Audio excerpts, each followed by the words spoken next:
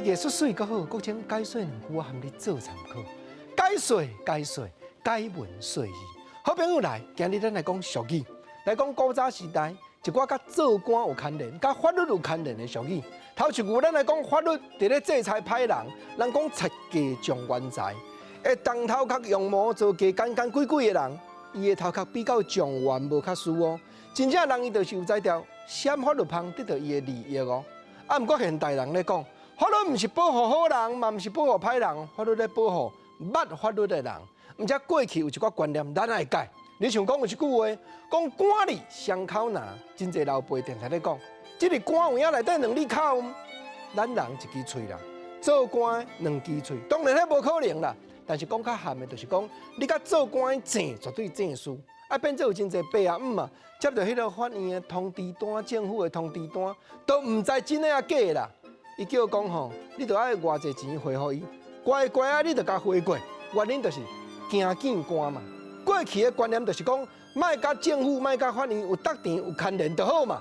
毋则另外一句愈含的俗语，讲石狮嘛惊人告，敢有可能？石狮啊，到庙口迄对石狮，啊石狮干嘛我哪会互告？接到法院的起诉书通知单上无影啦。当然这无可能，这咧讲含的啦。毋过咧表示啦，表示讲过去传统社会真侪人感觉讲单纯生活就好，千万毋通不时咧惊法院，迄真晦气。所以毋是干那我惊互告，连迄个石狮踩伫咧庙口迄一对，我哪惊讲吼？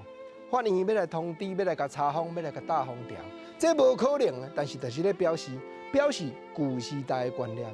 毋过新时代，咱想法爱改哦。另外一句俗语，我要重新甲解说。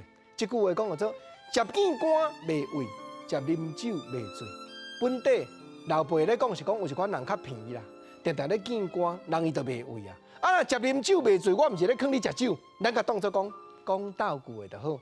食啉酒袂醉，这句话咱甲拨一边，咱来研究讲啥叫做接见官袂畏。